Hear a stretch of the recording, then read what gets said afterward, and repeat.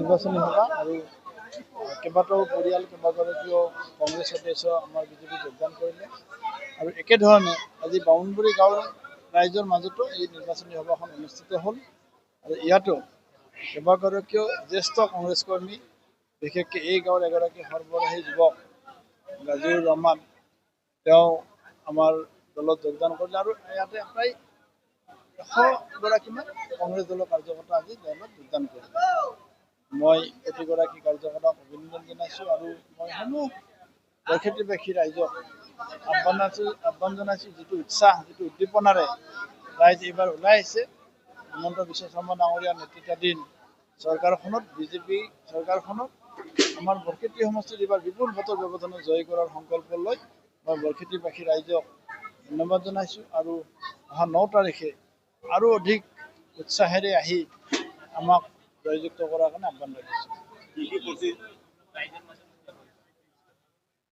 আমিতো কৈছোঁ যে আমাৰ ইছ্যু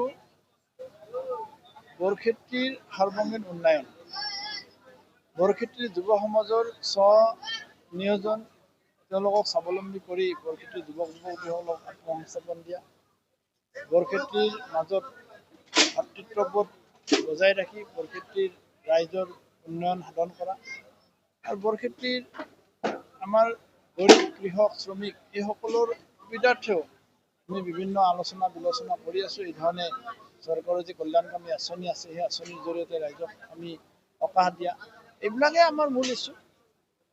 মূল কথা হ'ল হিমন্ত বিশ্ব শৰ্মাৰ নেতৃত্বাধীন চৰকাৰখন যেতিয়া থাকিব অট'মেটিকেলি উন্নয়ন হয়। কংগ্ৰেছৰ দখলত আছিল সেইটো বৰক্ষেত্ৰীবাসীৰ কাৰণে দুৰ্ভাগ্য, কাৰণ যোৱা 5টা বছৰ বৰক্ষেত্ৰীবাসী ৰাইজে সমষ্টিৰ বিধায়ক জিকাই দিয়াৰ পিছত আজিলৈকে বিধায়কক নেদেখিলে আৰু এতিয়া তাৰ শুধৰণি বৰক্ষেত্ৰীবাসী ৰাইজে কৰিব। এই কথা যোৱা পঞ্চায়ত নিৰ্বাচনত স্পষ্ট কৰি দিছে। আমি প্ৰায় 4টা জিলা পৰিষদ মিলি 55,000 ভোটৰ ব্যৱধানত বৰক্ষেত্ৰী সমষ্টি ৰাইজে জিকাই দিছে। এতিয়া তাতকৈ বহু ভোটৰ ব্যৱধান বাঢ়িব।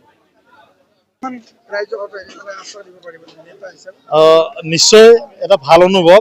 আচলতে বিজেপিত আহি গম পাইছোঁ বিজেপিৰ পৰিয়ালটো কিমান ডাঙৰ আৰু বিজেপি আচলতে অসমৰ যে উন্নতি বিচাৰে, আচলতে ভাৰতীয় জনতা পাৰ্টি আমাৰ দেশখনক যে এখন শক্তিশালী গোটেই পৃথিৱীৰ ভিতৰতে এখন শক্তিশালী দেশ কৰিব বিচাৰে, হিমন্ত বিশ্ব দেৱে যে আমাৰ অসমখনক এখন উন্নত ৰাষ্ট্ৰ এখন উন্নত ৰাজ্য কৰিব বিচাৰে, উন্নত 5খন ৰাজ্যৰ ভিতৰত এখন কৰিব বিচাৰে, এয়া ভাৰতীয় জনতা পাৰ্টিৰ ভিতৰত আহিলেহে আপুনি গম পাব। আমাৰ এই মুছলমান প্ৰধান অঞ্চল, এই অঞ্চলটোত আজি সকলো ডেকা চামে আজি ভাৰতীয় জনতা পাৰ্টিৰ প্ৰতি আকৃষ্ট হৈ ওলাই আহিছে আৰু লগতে দুখ প্ৰকাশ কৰিছে। যোৱা 5 বছৰ আমি এনে এজন অকৰ্মণ্য বিধায়ক পালোঁ আৰু এজন কামোৰ মানুহক আমি বহাই থৈ দিব লগা হ'ল। আমাৰ গোটেই মানুহখিনিয়ে দুখ প্ৰকাশ কৰিছে। গতিকে আমাৰ বৰক্ষেত্ৰীৰ মানুহে এইবাৰ ভুল নকৰে। নাৰায়ণ ডেকা দেৱক এইবাৰ গোটেই ডেকা চাম ওলাই আহিছে। নাৰায়ণ ডেকাই ভোট পাব কেৱল চৰ অঞ্চলত ভোট পাব। আজি আপুনি জানে কংগ্ৰেছ কৰিব লাগিলে হয়তো আপোনাৰ কোনোবা বংশবুনিয়াদ বহুত কংগ্ৰেছৰ ডাঙৰ লিডাৰ থাকিব লাগিব, নতুবা আপুনি সেই বিশেষ সম্প্ৰদায়ৰ পৰা প্ৰতিনিধিত্ব কৰিব লাগিব। সাধাৰণ ঘৰৰ মানুহে আজিৰ দিনত কংগ্ৰেছত নাথাকে আৰু যদি আছে মই আজি আহ্বান জনাইছোঁ সাধাৰণ শ্ৰেণীৰ মানুহে কংগ্ৰেছ কৰি লাভ নাই। আপোনালোকে আহক, ভাৰতীয় জনতা পাৰ্টিত যোগদান কৰক, এই দেশখন শক্তিশালী কৰাৰ স্বাৰ্থত, এই দেশখন উন্নয়নৰ স্বাৰ্থত আহক। ধন্যবাদ। এইখিনিতে আমাৰ গলাপালীয়ে এখন দাদাক আমাৰ কমল কুমাৰ মেধিদেৱক এখন চেলেঙেৰে সম্বৰ্ধনা জনাব।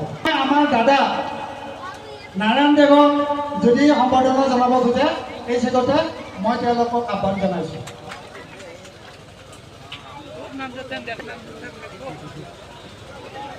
আৰু ভাৰতীয় জনতা পাৰ্টীৰ রাজু আলী,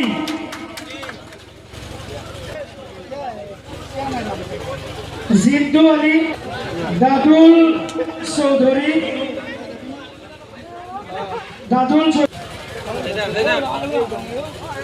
সারজুল হক,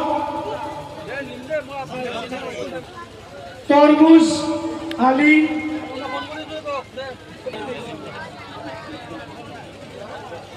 হবিব আলী, আমির আলী,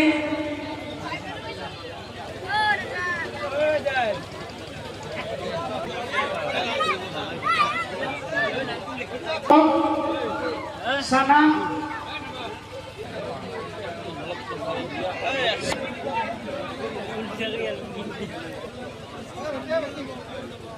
টুটুল তালুকদার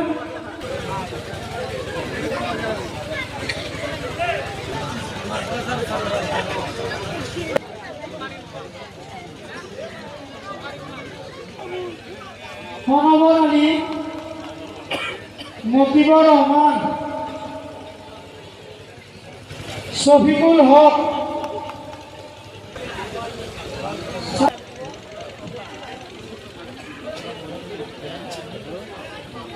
সবির হুসেন ইয়াৰ পিছত মুখপাত্ৰ বিজেপি দলৰ আমাৰ মাজত উপস্থিত আছে লক্ষী পাটোৱাৰী বৰক্ষেত্ৰী সমষ্টি আমাৰ মাজত উপস্থিত আছে সম্বোধনা জনোৱাৰ কাৰণে আমাৰ মাজত উপস্থিত আছে পৰিচিত প্ৰথম শ্ৰেণীৰ ঠিকাদাৰ তাৰিক হুছেইন ডাঙৰীয়াক এখন ফুলন গামোচাৰে সম্বৰ্ধনা জনাবলৈ আহ্বান জনাইছোঁ। আমাৰ মাজত আজি উপস্থিত আছে আমাৰ দলত আজি অংশগ্ৰহণ কৰিব গাজীউৰ ৰহমান, তেখেতক এখন ফুলন গামোচাৰে সম্বৰ্ধনা জনাবলৈ আহ্বান জনাইছোঁ। আমি সম্বৰ্ধনা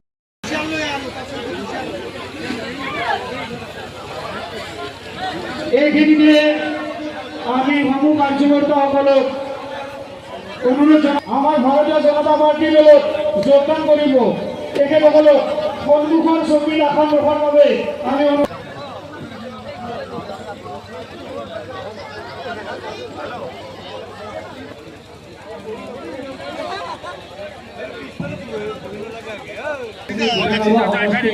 ভাৰতীয় জনতা পাৰ্টীৰ মাননীয় শ্ৰী সমষ্টি নিৰ্বাচনী কমিটিৰ সভাপতি লক্ষ্মী কলিতাদেৱ, আমাৰ মাজত উপস্থিত থকা জিলা পৰিষদৰ সদস্য সকলোৰে জনপ্ৰিয় মাননীয়